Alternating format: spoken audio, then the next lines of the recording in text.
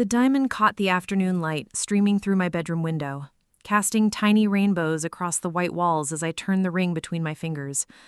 3 years since Miguel's funeral, and I still found myself here sometimes, sitting on the edge of our bed, holding the only piece of him I had left. The weight of it was familiar now, comforting in a way that used to hurt but had mellowed into something like peace. "Mommy, is that Daddy's ring again?" Bella's voice was soft from the doorway, her 8-year-old frame hesitant, as if she wasn't sure whether she was interrupting something sacred. Before we jump back in, tell us where you're tuning in from, and if this story touches you, make sure you're subscribed, because tomorrow I've saved something extra special for you. I smiled and patted the space beside me on the bed. "Come here, sweetheart." She climbed up, her small fingers reaching tentatively toward the ring. The inscription inside read, "Para siempre, mi amor," forever, my love, in Miguel's careful handwriting from when he'd had it custom engraved for our 5th anniversary. His grandmother's diamond reset in a band he'd designed himself during those final months when we thought we had decades ahead of us instead of weeks. "Will it be mine someday?" Bella asked, the question carrying that particular weight children's voices have when they're trying to understand permanence and loss. My throat tightened. "Someday, when you're much older, it'll be yours to keep Daddy's memory alive." The doorbell rang, sharp and insistent, cutting through the quiet moment. I slipped the ring back onto my finger, where it belonged, and smoothed Bella's dark hair. "That'll be Grandma Elena and Aunt Serena. Remember what we talked about? Be polite, don't mention the ring unless someone asks, and stay close to you." Bella recited the rules I'd established for family gatherings, the ones that kept our small world protected from questions and judgments I wasn't ready to handle. Opening the door felt like bracing for impact. My mother swept in first, all dramatic gestures and overwhelming perfume, her arms laden with grocery bags that suggested she'd planned to cook enough for 20 people instead of 4. Behind her came Serena, and I felt that familiar tightening in my chest that happened whenever my younger sister walked into my space. "Amelia, mija, you look so thin," Mom announced, kissing both my cheeks before bustling toward the kitchen. "I brought everything for arroz con pollo. You need to eat more." Serena's embrace was brief, performative, her designer handbag pressing against my ribs as she air-kissed near my ear. "Hey, says, love what you've done with the plays." Her eyes swept my modest one-bedroom apartment with that particular expression she'd perfected. Not quite disapproval, not quite pity, but something that made me feel small and lacking. "It's perfect for us," I said, helping Mom unpack groceries while Serena settled onto my secondhand couch like a queen claiming a throne. Her silk blouse probably cost more than my month's rent, and her nails were French manicured to perfection. Meanwhile, I wore the same scrubs I'd thrown on after my shift at the hospital, my hands still bearing the faint antiseptic smell that never quite washed away. "Bella, come give your Aunt Serena a hug," Mom called from the kitchen, and I watched my daughter comply with the polite reserve she'd learned to wear around extended family. Serena's smile was bright and empty as she squeezed Bella, immediately turning back to scroll through her phone. The afternoon unfolded with painful predictability. Mom dominated the conversation with updates about neighbors I barely remembered and distant relatives whose drama felt like gossip from another planet. Serena contributed stories about her latest business venture, something involving online boutique consulting that sounded impressive but vague in that way her projects always did. I listened and nodded, contributing when spoken to, feeling like a supporting character in someone else's story. "And how's work, Amelia?" Serena asked during a lull, her tone carrying that edge of superiority that suggested nursing was somehow less than whatever she was doing. "Still at the same hospital," I replied, immediately regretting the defensive note in my voice. Someone has to. Mom clucked her disapproval. "Serena was just asking me, huh? Don't be so sensitive." The familiar pattern settled over us like a warm blanket. Serena's subtle digs, Mom's automatic defense of her younger daughter, and my role as the one who was supposed to absorb it all with grace. It had been this way since we were children, Serena the golden child whose mistakes were explained away, while my successes were expected and therefore unremarkable. As evening approached and the dishes were cleared, I retreated to my bedroom to change out of my scrubs. The diamond caught my eye again as I pulled on a clean shirt, its presence on my dresser both an anchor and reminder of everything I'd lost and everything I was fighting to preserve. "Mommy!" Bella appeared in the doorway again, her voice unusually quiet. Aunt Serena was in here earlier. I turned, something cold settling in my stomach. What do you mean? When you were helping Grandma with dessert, she said she was looking for the bathroom, but she was by your jewelry box. Bella's voice carried that particular uncertainty children have when they know something feels wrong but can't articulate why. I forced my voice to stay calm. Did she say anything to you? Bella shook her head. She just smiled and left when she saw me. The cold feeling spread, but I pushed it down. This was Serena, my sister, despite everything. Whatever her faults, whatever the complicated history between us, she wouldn't. She couldn't. It's okay, sweetheart. She probably just got confused looking for the bathroom. But as we rejoined Mom and Serena for coffee and flan, I found myself watching my sister differently. The way her eyes lingered on details of my apartment, cataloging and calculating, the way she asked seemingly innocent questions about my schedule, my routines, my life. The way she hugged me goodbye felt like an assessment rather than affection. After they left, I helped Bella get ready for bed, read her 3 chapters of Charlotte's Web, and tucked her in with kisses and promises that tomorrow would bring new adventures. Only then did I return to my bedroom, suddenly exhausted by the performance of family harmony. I reached for my jewelry box to put away the small earrings I'd worn, and froze. The ring was gone. My hands shook as I dumped the entire contents of my jewelry box onto the bed, watching cheap costume pieces and inherited trinkets scatter across the comforter like fallen stars. The ring wasn't there. It wasn't in the small velvet compartment where it spent its nights when I wasn't wearing it. It wasn't tangled among the necklaces or hiding beneath the earrings I'd collected over the years. It simply wasn't there. I tore through my dresser drawers, pulling out folded t-shirts and underwear, checking pockets and corners with increasingly frantic movements. Maybe I'd moved it somewhere safe and forgotten. Maybe in my grief-clouded mind, I'd created some elaborate hiding place that made sense 3 years ago but escaped me now. The bathroom medicine cabinet yielded nothing.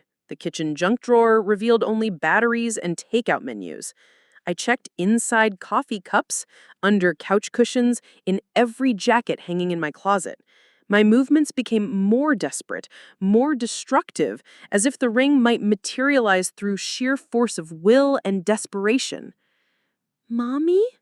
Bella's voice was small and scared from her bedroom doorway. "What's wrong?" I looked up from where I was on my hands and knees, checking under the bed with my phone's flashlight. My hair had escaped its ponytail, and I could feel mascara smudged beneath my eyes. "Go back to sleep, sweetheart. Mommy just lost something." "Is it Daddy's ring?" The question hit me like a physical blow. Of course she knew. She'd watched me touch it, hold it, wear it like a talisman every single day since Miguel died.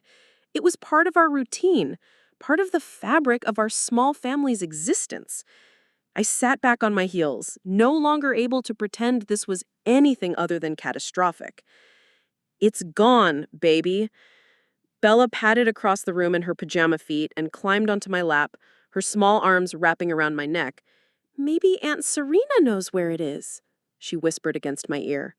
The cold feeling from earlier crystallized into something sharper, more focused. "What do you mean?" "She was looking at your jewelry box. She picked up some things and put them down, but maybe she moved the ring somewhere safe?" I closed my eyes, feeling the weight of possibility and dread settling over me like a heavy blanket. "Bella, this is very important. Did you see Aunt Serena take anything?" "I don't know. She had her hands closed when she walked past me, but I thought maybe she was just—" Bella trailed off, 8 years old, and already learning that sometimes the truth we see doesn't match the truth adults want to hear. After I tucked Bella back into bed with promises that everything would be okay, I sat at my kitchen table and called my mother. The phone rang 4 times before her sleepy voice answered.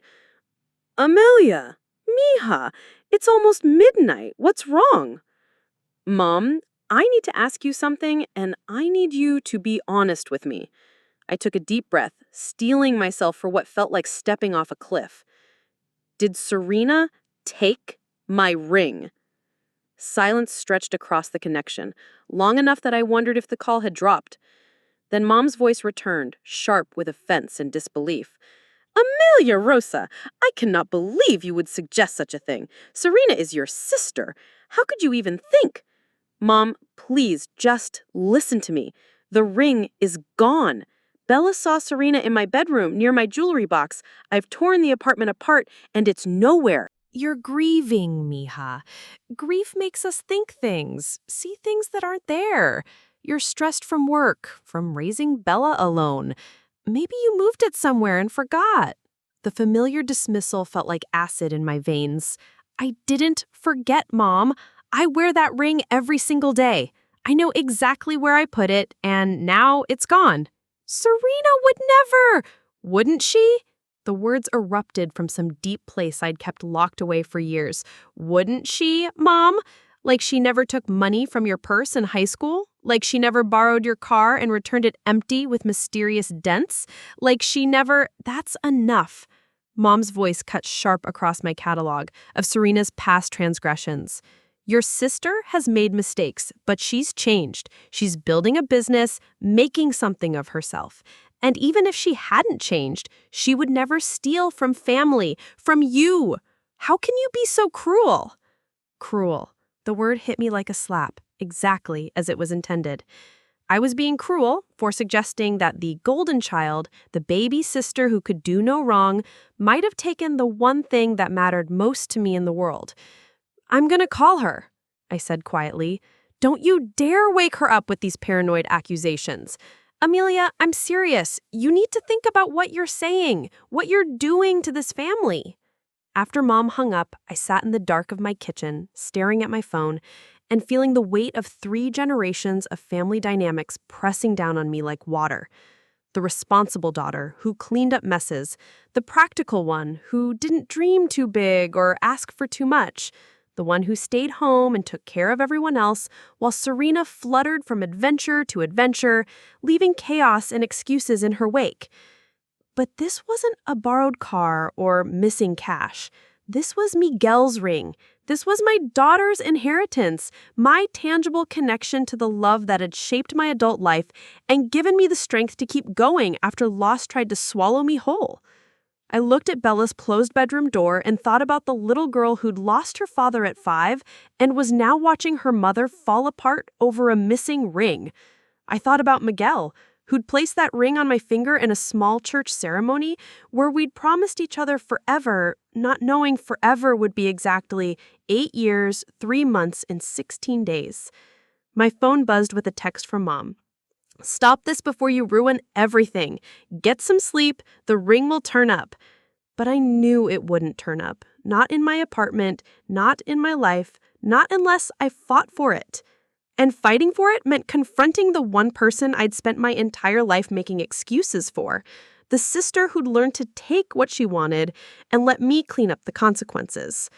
I scrolled to Serena's contact and started typing a message, then deleted it. Started again, deleted again. How do you accuse your sister of theft? How do you shatter what's left of a family that's already held together with denial and obligation? Finally, I typed, "We need to talk. Tomorrow." Her response came immediately, despite the late hour. "Everything okay, sis?"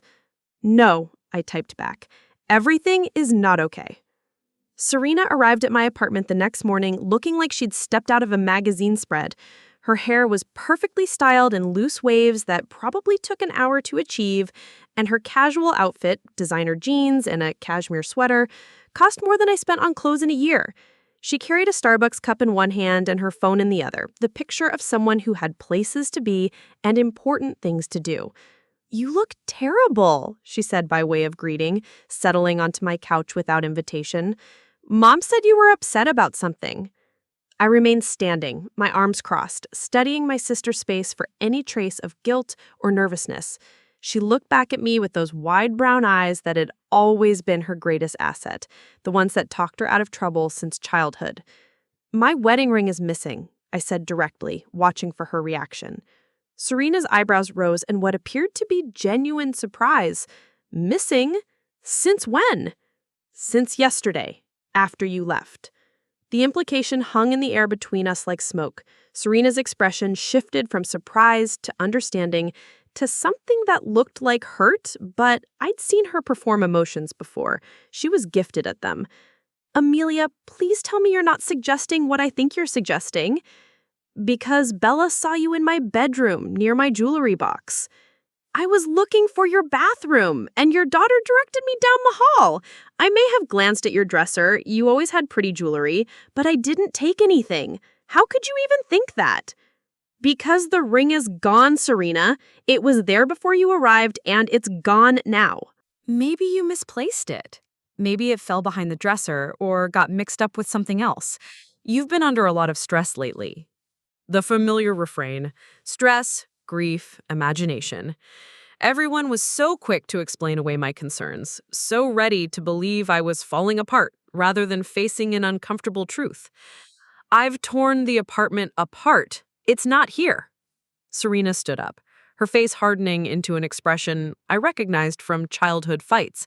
"So your first thought is to accuse your sister of theft? Not that you might have made a mistake, but that I stole from you? It wouldn't be the first time." The words hung between us, like a bridge burning. Serena's face went white, then flushed red with anger. "That was high school, Amelia. I was 17 years old. Are you really going to hold grudges from 20 years ago?" "It wasn't just high school. It was college, too. Mom's credit cards, remember? And what about the necklace that belonged to Abuela Carmen, the one that mysteriously disappeared after you visited her apartment?" "I was borrowing that necklace, and you know it. Abuela said I could have it after she died."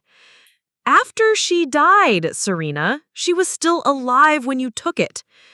We stared at each other across my small living room, years of accumulated resentment and unspoken accusations finally spilling into the open. I could see the moment Serena decided to shift tactics, her expression softening into something designed to trigger guilt. "I can't believe you think so little of me. After everything our family has been through, after losing Dad, after your husband's death, I thought we were closer than this." "Don't." My voice was sharp enough to cut. "Don't you dare use Miguel's death to manipulate me." "I'm not manipulating anything.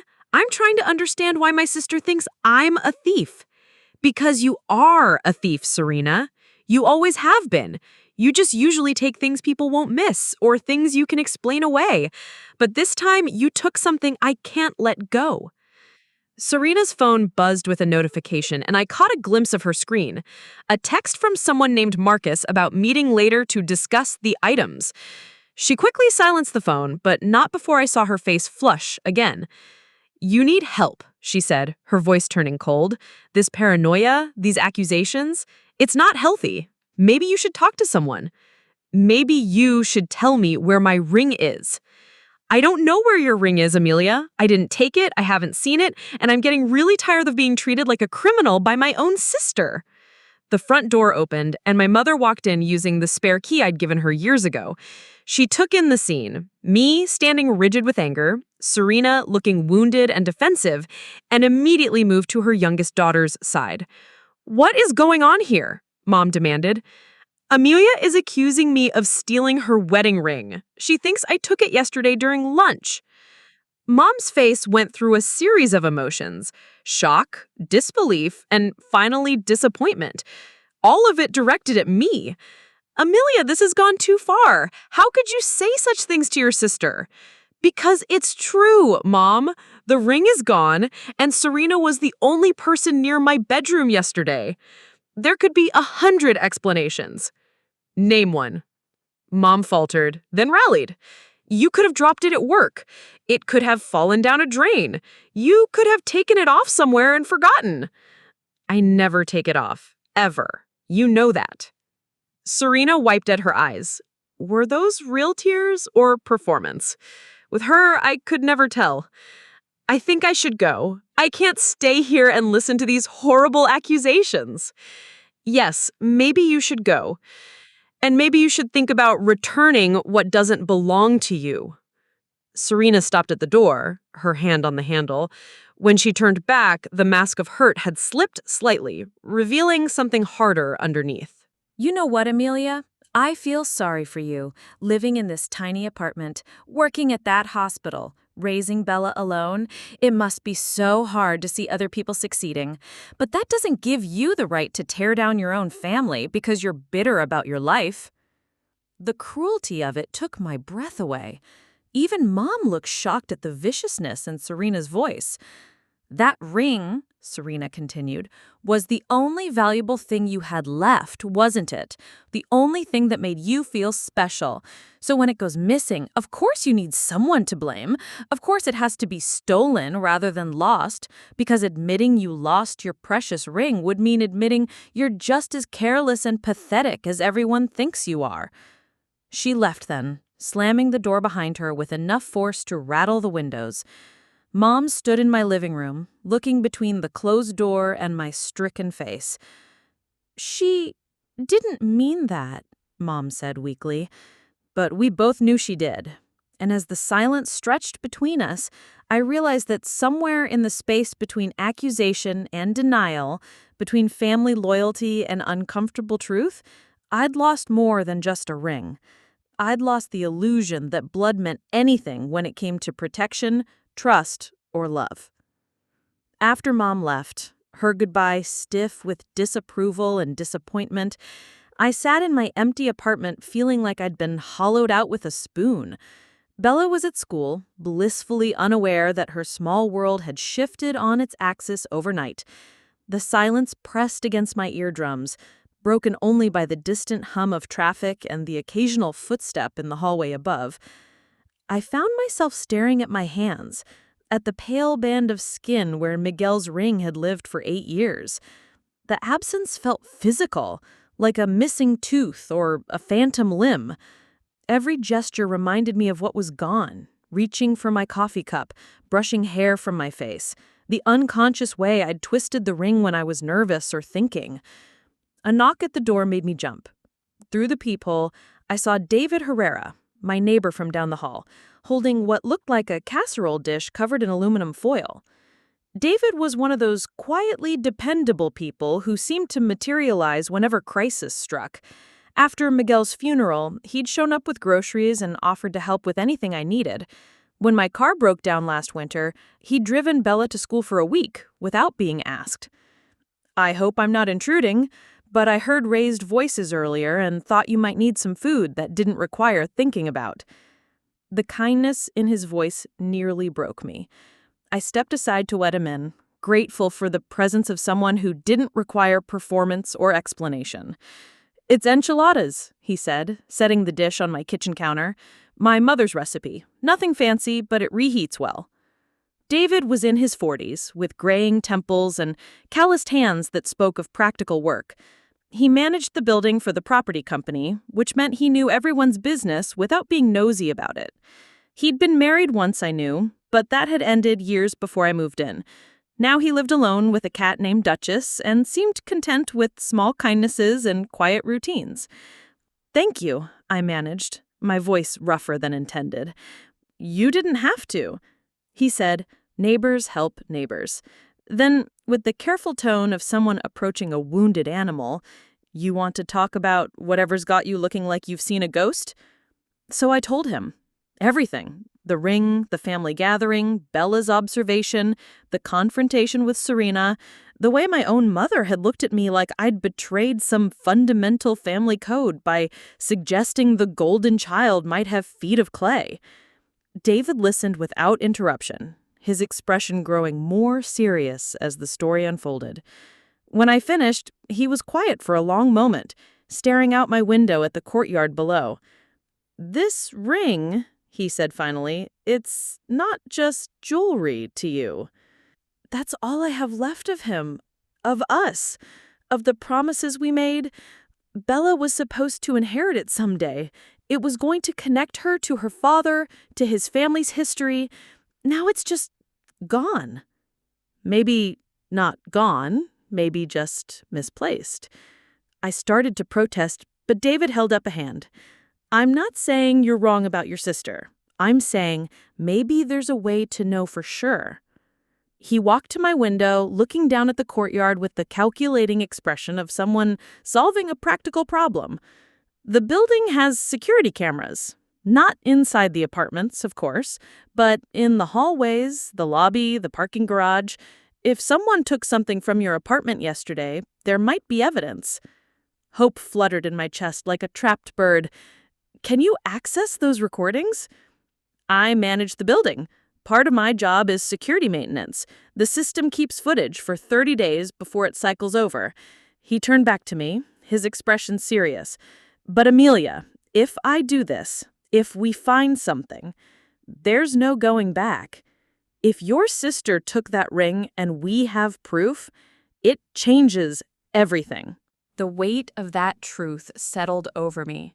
Proof would mean the end of any possibility that this was a misunderstanding. It would mean choosing between family peace and justice, between the comfortable lie of denial and the harsh truth of betrayal. She looked me in the eye and told me I was paranoid, I said quietly. She made me feel crazy for trusting my own instincts. If she's innocent, the footage will prove it. If she's not, then you deserve to know. David checked his watch. The security office is in the basement. I usually do my rounds at 3 when most people are at work or school. If you want to do this, meet me there at 3:15. After he left, I called in sick to work, something I rarely did, and spent the day in a strange, suspended state between dread and anticipation. I cleaned my apartment with nervous energy, reorganized Bella's bookshelf, and made grocery lists I didn't need. Anything to keep my hands busy while my mind raced through possibilities and outcomes. At 3:10, I stood outside the security office in the building's basement, my heart hammering against my ribs. The hallway smelled like industrial cleaner and old concrete. David appeared right on time, keys jingling in his hand. "Last chance to change your mind," he said, hand on the door handle. I need to know. The security office was smaller than I expected, cramped with monitors and recording equipment that looked like it belonged in a spaceship. David pulled up yesterday's footage, his fingers flying over the keyboard with practiced efficiency. "What time did they arrive?" "Around 2. They left maybe 5:30. The timestamp showed 2:47 p.m. when the elevator doors opened on my floor. I watched myself appear on the grainy black and white screen, followed by Mom and Serena, all of us walking toward my apartment door. It felt surreal, like watching strangers who happened to look like my family. "Now we fast forward and see who comes and goes," David murmured, his eyes fixed on the screen. At 4:23 p.m., the timestamp showed Serena leaving my apartment alone. She walked quickly down the hallway, her purse clutched tightly against her side. Something about her posture was different, more purposeful, less casual than when she'd arrived. "There," I whispered, pointing to the screen. "She's alone. Why would she leave without saying goodbye?" David rewound the footage, playing it again in slow motion. This time, I noticed something else. Serena's right hand was closed into a fist. As she walked, pressed against her purse like she was holding something small and precious. "She came back," David said, pointing to another timestamp. 4:31 p.m. She was gone for 8 minutes? On screen, Serena re-entered the frame, her posture more relaxed, her hands open and casual. She knocked on my apartment door, and moments later, I appeared to let her back in. My mind raced, trying to remember that afternoon. Had Serena left and returned? I'd been in the kitchen with Mom, helping with dessert prep, music playing, conversation flowing. I might not have noticed an absence of 8 minutes. "Can you enhance this?" I asked, pointing to the moment when Serena left alone. "Can you see what she's holding?" David adjusted some settings, zooming in on Serena's closed fist. The image was grainy, pixelated. but there was definitely something small and round catching the hallway's fluorescent light. "David," I breathed, my voice barely a whisper. "That's my ring." He printed still frames from the footage, the images emerging from the machine like evidence of a crime I'd hoped wouldn't exist. There it was in black and white. My sister, leaving my apartment with something hidden in her fist, returning empty-handed 8 minutes later. "What do you want to do with this?" David asked quietly. I stared at the printed images, feeling something shift inside my chest. Not just vindication, but a deep, aching sadness for the family I thought I knew, for the sister I defended my entire life despite mounting evidence that she didn't deserve it. I want to call her first, give her one chance to tell the truth. David nodded, understanding the weight of what we'd discovered. And if she doesn't? I looked at the timestamp on the footage, irrefutable proof that my instincts had been right, that my gas-lighted, grief-addled mind hadn't imagined anything, that the gaslighting and accusations of Piranha were just more lies in a lifetime of lies. My hand shook as I dialed Serena's number. The printed screenshot spread across my kitchen table like evidence in a courtroom. David sat across from me, his presence a steady anchor in the storm of emotions threatening to pull me under.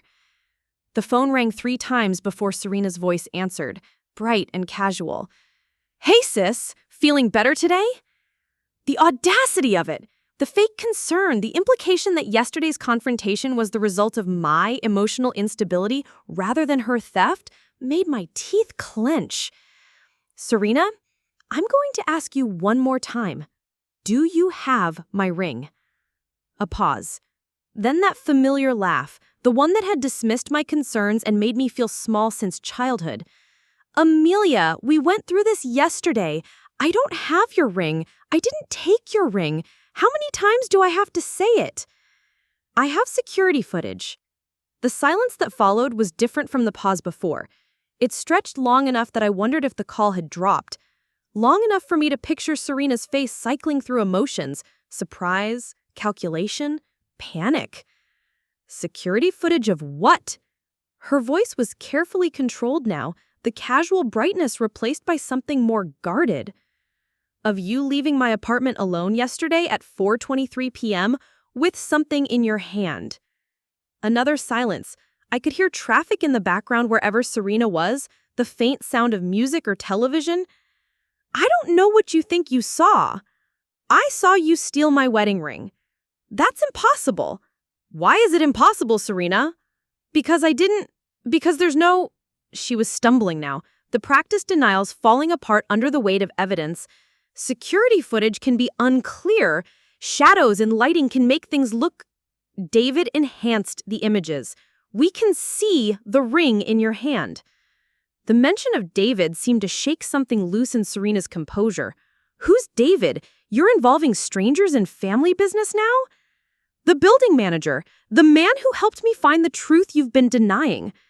"You have no idea what you're doing," Serena said, her voice turning sharp with panic. "You're going to ruin everything over a piece of jewelry." A piece of jewelry. The casual dismissal of Miguel's ring, of the symbol of our love and Bella's inheritance, hit me like a physical blow. "Where is it, Serena?" "I can't. It's complicated." "Uncomplicated."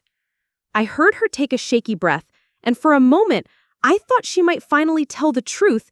Instead, her voice hardened with familiar defiance. "You want to destroy this family over your paranoid delusions? Fine. Do whatever you think you need to do, but don't expect me to confess to something I didn't do just because you can't handle losing your precious ring." The line went dead. David reached across the table and squeezed my hand. "I'm sorry." "I gave her a chance," I said, staring at the printed screenshots. "I gave her every opportunity to make this right. What now?" I looked at my neighbor, this kind man who'd helped me uncover a truth that was breaking my heart, and felt a strange calm settling over me. The uncertainty was gone. The self-doubt that had plagued me since the ring disappeared had evaporated, replaced by the clear knowledge that I was right, I was justified, and I was done protecting someone who had never protected me. Now I will call the police. David nodded slowly. Are you sure? Once you make that call, there's no going back to family dinners and pretending everything is okay. Everything is not okay. It hasn't been okay for a long time. I just kept pretending it was. I found the number for the local police station and dialed before I could lose my nerve. The desk sergeant who answered sounded bored until I explained that I had video evidence of a theft and wanted to file a report. Someone will be out to take your statement within a few hours, he told me. Don't touch any evidence. Don't confront the suspect again. Too late for that last part, but I didn't mention the phone call. While we waited for the police, David helped me organize the evidence. The printed screenshots, a written timeline of events, photos of my jewelry box and bedroom. It felt surreal, preparing to send my sister to jail, but also strangely liberating. For the first time in years, maybe decades, I was fighting back instead of absorbing and accommodating. You know your mother is going to be furious, David said gently. I know. And Serena's not going to go quietly. I know that too. He studied my face. Are you ready for that? For all of it? I thought about Bella, sleeping peacefully in her room the night the ring disappeared, trusting that her mother would protect what mattered. I thought about Miguel, who'd placed that ring on my finger with promises of forever, never imagining his wife would have to fight her own family to keep his memory safe. I've spent my whole life keeping the peace, cleaning up messes, making excuses, pretending Serena's selfishness was just immaturity she'd grow out of. But she's 35 years old, David. When does it end? When does she become accountable for her choices? When someone finally holds her accountable. The knock came at 4:30. 2 officers, one young and eager, one older with tired eyes that had seen too much family drama. They listened to my story, examined the evidence, took notes with the methodical patience of people accustomed to messy human situations. The video's pretty clear, the older officer, Detective Martinez, said after reviewing the footage on David's laptop. We'll need the original files, not just the printouts. I can provide those, David confirmed. What happens now? I asked. We pay your sister a visit, ask her some questions. If she has the ring, hopefully she'll return it voluntarily. If not, depends on what we find. After they left, David and I sat in my kitchen drinking coffee that had gone cold, both of us processing what had just happened. I'd crossed a line that couldn't be uncrossed, chosen truth over family harmony, justice over the comfortable lies that had held us together.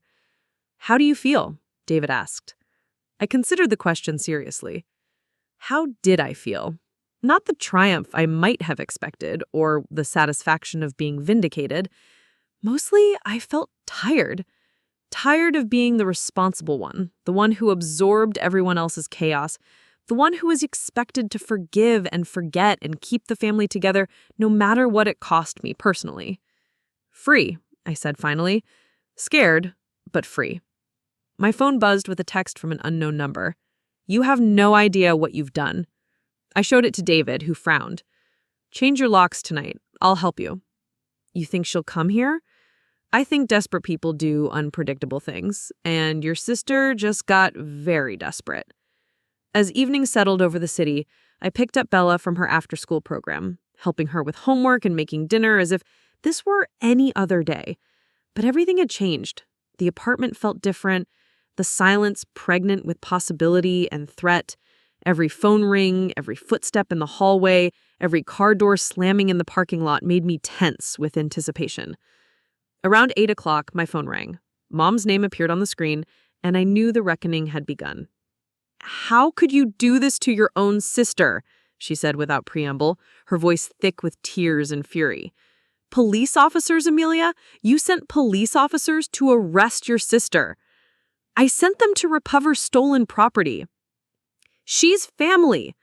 So am I, Mom. So is Bella. But that's never seemed to matter when it comes to protecting Serena from consequences. They searched her purse, her car. They questioned her like a common criminal. Did they find the ring? Silence. Mom, did they find my ring? It's complicated, Mom said, echoing Serena's earlier words. It's not complicated. Either she has it or she doesn't. She She sold it. The words hit me like ice water. Sold it. My husband's ring, Bella's inheritance, the last tangible piece of our love story, sold like any other commodity. Where? My voice was barely a whisper. A pawn shop downtown. But Amelia, she needed the money. She's behind on rent, her business is failing, she was desperate. She stole my wedding ring and sold it to pay her bills. She was going to buy it back as soon as her financial situation improved. With what money, Mom? The same money that was too tight to pay rent? I hung up before Mom could offer more excuses, more explanations for the inexcusable.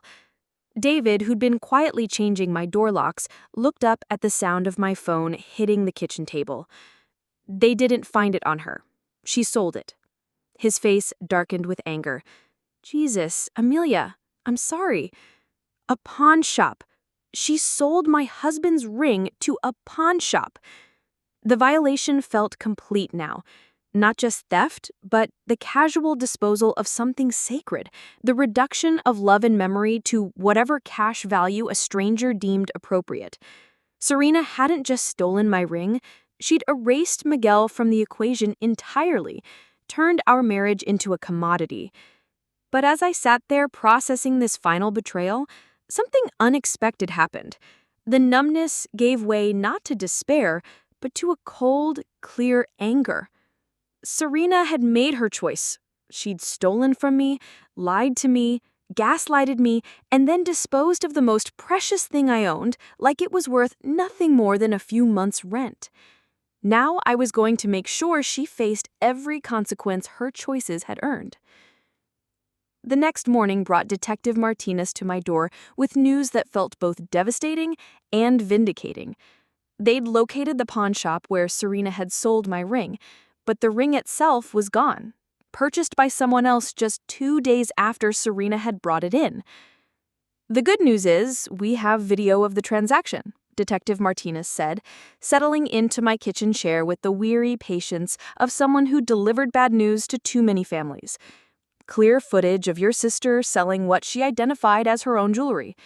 The pawn shop owner remembers her because she seemed nervous, kept looking over her shoulder. Can we get it back? The ring?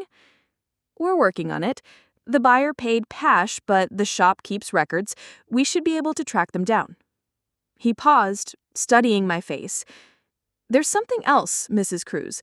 When we ran your sister's background for the report, some other things came to light.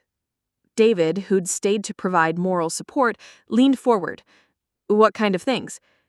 She's been frequenting several pawn shops around the city over the past 6 months. Always small items, always paying cash. The pattern suggests she's been selling stolen goods regularly. The words hit me like a physical blow. This wasn't an isolated incident born of desperation. It was a pattern, a way of life. How many other families had Serena targeted? How many other heirlooms and treasures had she converted to cash to fund her lifestyle? We'd like to set up a meeting with your mother and sister, Detective Martinez continued. Get everyone's story on record before we proceed with charges. My mother won't cooperate, I said with certainty. She's already called me twice this morning, begging me to drop the charges. Family cases are always complicated, the detective said with understanding. But the evidence is strong enough that we can proceed with or without family cooperation. After he left, I sat in my kitchen staring at the business card he'd given me, processing the reality that my sister wasn't just a thief, she was a career criminal who'd been using family connections to cover her tracks. How many times had she visited relatives, friends, acquaintances, and walked away with small valuables they might not immediately miss? My phone rang. Mom's number again. Don't hang up, she said immediately when I answered. Please, mija, we need to talk. I'm done talking, Mom. Serena made her choices. She's your sister. She's family.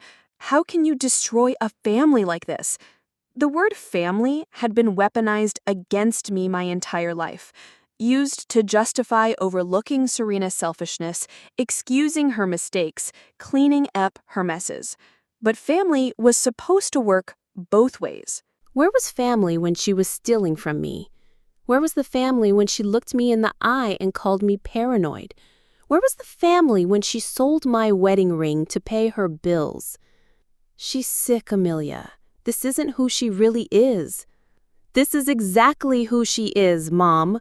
This is who she's always been. You just refused to see it. The lawyer says if you press charges, she could go to prison. Real prison, not just probation. Good. The sharpness in my own voice surprised me. When did I become someone who wanted to see her sister behind bars? But the answer was simple. When that sister had stolen the last piece of my husband and sold it like scrap metal. I'm coming over, Mom said. We're going to fix this. She hung up before I could protest, leaving me staring at my phone and feeling the familiar dread that accompanied family interventions. David, who'd heard my side of the conversation, raised his eyebrows. Want me to stay? Actually, yes. I think I'm gonna need a witness. Mom arrived 30 minutes later, not alone. Serena was with her, and my sister looked terrible. Hair unwashed, clothes wrinkled, dark circles under her eyes that spoke of sleepless nights and mounting panic. Good. Maybe consequences were finally catching up with her. Amelia, Serena said as they entered my apartment, her voice carefully modulated into something resembling remorse. We need to talk. We needed to talk 3 days ago when I asked if you stole my ring. You chose to lie instead. Mom positioned herself between us like a human shield, her face set in the determined expression I recognized from childhood negotiations. Sit down, both of you. We're going to work this out like a family. There's nothing to work out, I said, remaining standing. Serena stole my ring, sold it, and now she's facing the consequences. I was desperate, Amelia. My business is failing. I'm behind on everything. I need money for rent, or they are going to evict me. So you stole from your sister. I was going to pay you back. As soon as I got back on my feet, I was going to find the ring and buy it back. With what money? The same money you didn't have to pay rent? David cleared his throat. Maybe she could start by telling the truth about the other thefts. Serena's face went white. What other thefts? The police found a pattern. Multiple pawn shops, regular transactions over 6 months. This wasn't desperation, Serena. This was a business model. Mom looked between us, confusion and dawning horror crossing her features. What are they talking about? Serena's carefully constructed remorse began to crumble. It's not what it sounds like. Then what is it? David asked. Because it sounds like systematic theft from people who trusted you. Those were just things people weren't using. Jewelry sitting in boxes, electronics gathering dust. Things that didn't belong to you. We help each other. Help? The word exploded from me with years of suppressed anger. You call stealing helping? You call lying to my face helping? You call selling my husband's ring to pay your bills helping? Serena's mask finally slipped completely. Your precious ring, your perfect marriage, your tragic widow act. You act like you're the only one who's ever lost anything, the only one who's ever struggled. I work for everything I have. I won't steal it. You work as a nurse in a hospital, living in this tiny apartment, driving a car that's falling apart.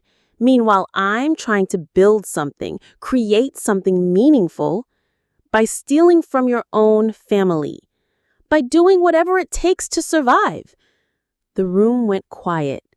Mom stood between us, finally seeing her youngest daughter clearly, perhaps for the first time.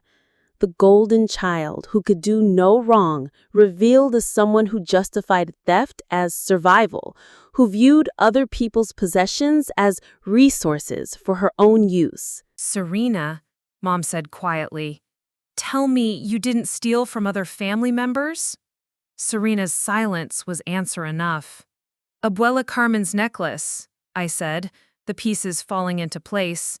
You didn't borrow it, you stole it and sold it. She was in the nursing home. She didn't even remember she owned it. It wasn't yours to take.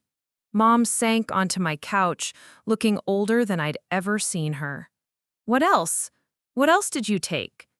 It doesn't matter now, Serena said, defiance replacing remorse. What matters is that my own sister is trying to send me to prison over a ring that was just sitting in a jewelry box collecting dust. That ring was going to be Bella's inheritance. Bella's 8 years old. She doesn't need jewelry. She needs to know her father's memory is worth protecting. She needs to know that stealing has consequences. She needs to know that family means protecting each other, not taking whatever you can get away with. Serena looked around my apartment with desperate eyes, perhaps finally realizing that tears and manipulation weren't going to work, that the sister who'd always cleaned up her messes was done being her safety net. Fine, she said, her voice turning hard. You want to destroy your family? You want to send your own sister to prison? Go ahead, but don't expect me to forgive you when this all falls apart. I'm not the one who needs forgiveness. She headed for the door, pausing to deliver one final blow. You know what the saddest part is, Amelia? You finally get to be the good daughter, the perfect daughter, the one who does everything right. Too bad it took destroying your sister to get there. After she left, Mom sat in stunned silence for several minutes. When she finally looked up at me, her eyes were red with tears and something that might have been understanding. I failed her, she said quietly. You enabled her. I thought I was protecting her. You were protecting yourself from having to admit what she really is. Mom nodded slowly, the weight of decades of denial settling over her shoulders. What happens now? Now she faces the consequences of her choices, and maybe, for the first time in her life, she learns that actions have repercussions. Can you ever forgive me for not believing you? I looked at this woman who'd raised me, who'd taught me to be responsible and caring and strong, but who'd also taught me that family loyalty meant absorbing abuse and pretending it was love. Forgiveness felt premature, but understanding was beginning to root. I don't know, Mom, but I know I'm done pretending Serena's behavior is acceptable just to keep the peace. After Mom left, David and I sat in the quiet of my apartment, both of us processing what had just happened. The family I'd known my entire life was gone, shattered by the choice to demand truth over comfortable lies. But for the first time in years, I felt like I could breathe. Detective Carla Ramos had the kind of sharp, assessing gaze that made you feel like she could read your entire history in the space of a handshake. When she arrived at my apartment 2 days after the confrontation with Serena, I could tell immediately that this wasn't a routine follow-up visit. Mrs. Cruz, we need to talk, she said, settling into my kitchen chair with a thick manila folder. Your sister's case has gotten more complicated. David, who'd become my unofficial support system through this nightmare, poured coffee while Detective Ramos spread photographs across my table. I recognized some of the items immediately: Abuela Carmen's silver bracelet, a pair of emerald earrings that had belonged to my great-aunt Rosa, a vintage watch I remember seeing at family gatherings years ago. Your sister had been targeting people she had personal relationships with? Family members? Former friends? When Detective Ramos took the stand, she walked the jury through the investigation with clinical precision. The storage unit is filled with stolen goods. The network of pawn shops Serena had used to fence stolen items. The pattern of behavior that stretched back at least 2 years. In total, we recovered items valued at over $30,000, Detective Ramos testified. Items that the defendant had reported as gifts, inherited pieces, or personal belongings when selling them to pawn shops. Serena's lawyer tried to poke holes in the timeline, suggesting that his client had been given permission to take some items, painting the family as dysfunctional and prone to misunderstanding.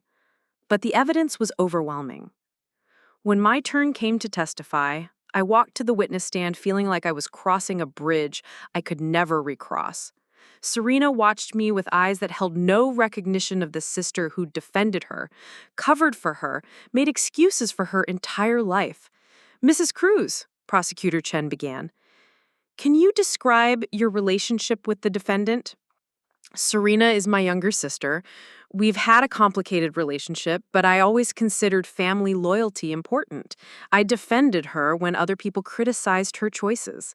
"Can you tell the jury about the events of March 15th? I recounted that family gathering, Bella's observation about Serena near my jewelry box, the discovery that the ring was missing.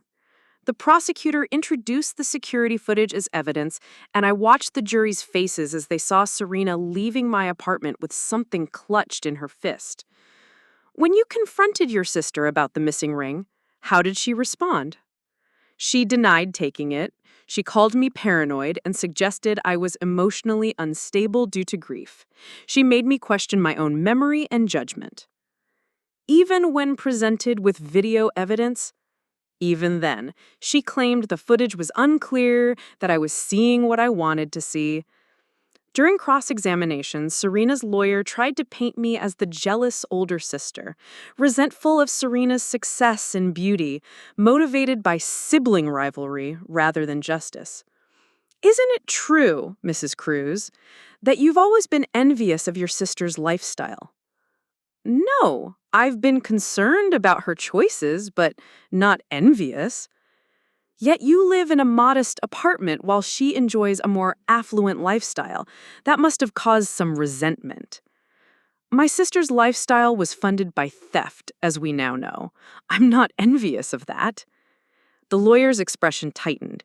He'd walked into that answer, and we both knew it.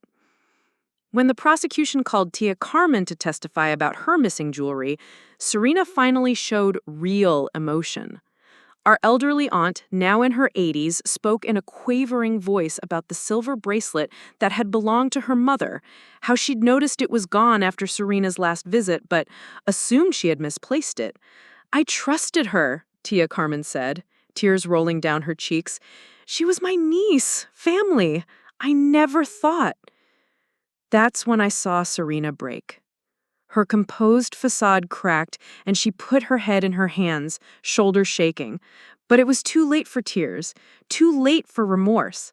The evidence had painted a clear picture of calculated betrayal that no amount of emotion could erase. The jury deliberated for less than 4 hours.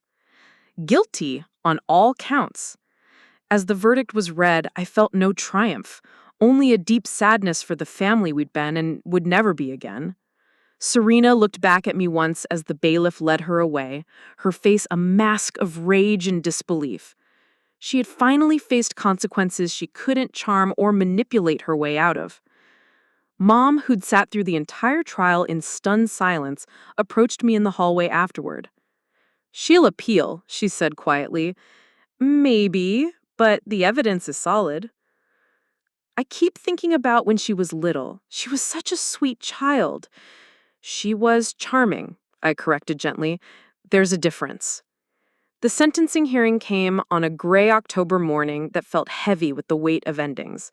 Judge Patricia Morales, a woman in her 60s with steel gray hair and sharp eyes, reviewed the case file with the thoroughness that had earned her a reputation for fairness and precision.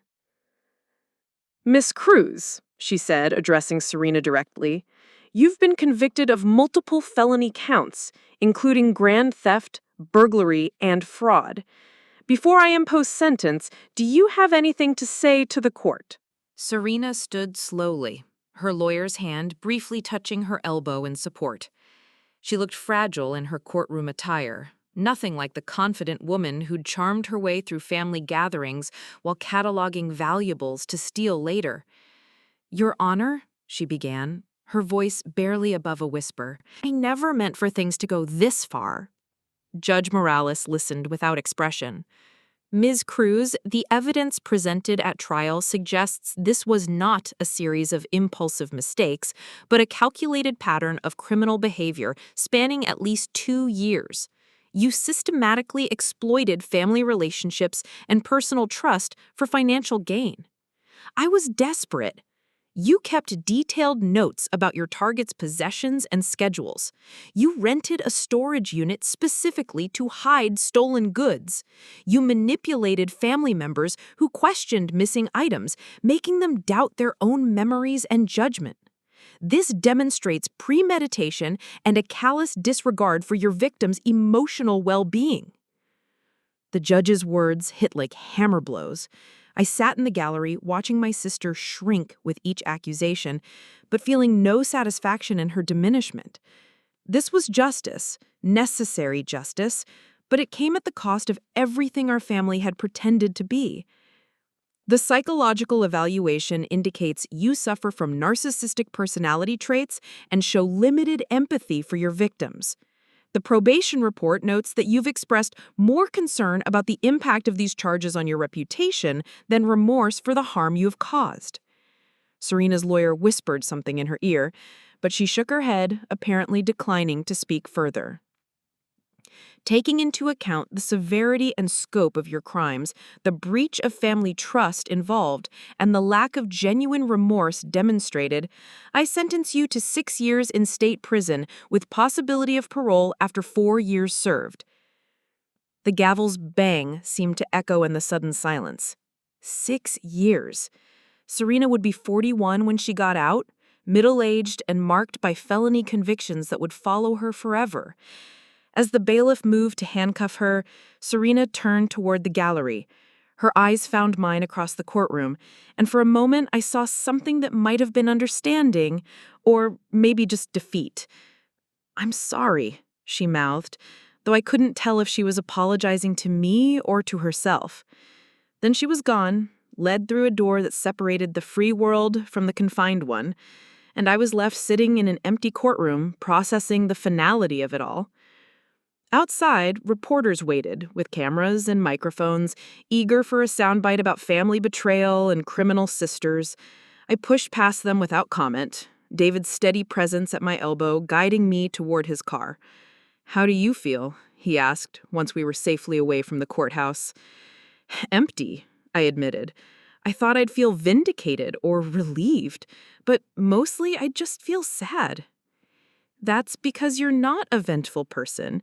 You're someone who fought for justice when it was necessary." At home, Bella waited with David's neighbor, Mrs. Patterson, who had agreed to babysit during the sentencing. My 8-year-old daughter looked up from her homework with the careful expression children wear when they know something important has happened, but don't fully understand what. "Is Aunt Serena going to jail?" she asked simply. "Yes, sweetheart. For a long time." "Because she stole Daddy's ring?" "Because she stole from lots of people, and stealing is wrong, even when the family does it." Bella nodded solemnly. "Will we get the ring back?" "Yes, Detective Ramos said it should be ready next week." That evening, as I tucked Bella into bed, she asked the question I'd been dreading. "Are you sad about Aunt Serena?" I considered lying, giving her some simplified version where justice felt good and family betrayal didn't leave jagged wounds that would take years to heal. Instead, I chose the truth. Yes, I'm sad. I'm sad that she made choices that hurt people. I'm sad that our family is broken now, but I'm not sorry that she's facing consequences for what she did. "Will you visit her in jail?" "I don't know, sweetheart. Maybe someday, when I'm ready to forgive her. But not yet." Bella nodded with the wisdom children sometimes possess about complicated adult emotions. "When you're ready, I'll go with you if you want." My heart swelled with love for this little girl who'd inherited her father's compassion and her mother's sense of justice. Whatever else Serena had stolen from us, she hadn't been able to take that. 6 months later, I knelt beside Miguel's grave with Bella, placing fresh marigolds on the weathered headstone. The ring caught the morning sunlight as I adjusted the flowers, its familiar weight restored to my finger where it belonged. "Tell Daddy about school," I whispered to Bella, who pressed her small hand against the cool marble. Detective Ramos had returned the ring exactly as promised. Mom and I were slowly rebuilding trust, attending family therapy together. David remained my anchor, his quiet strength helping me navigate the complicated aftermath of justice. The truth had cost us everything we thought we were as a family, but in its place, something more honest was growing, built on accountability rather than enabling, love rather than obligation. Serena's legacy would have consequences. Ours would be courage. Up next, you've got 2 more standout stories right on your screen. If this one hits the mark, you won't want to pass these up. Just click and check them out. And don't forget to subscribe and turn on the notification bell so you don't miss any upload from us.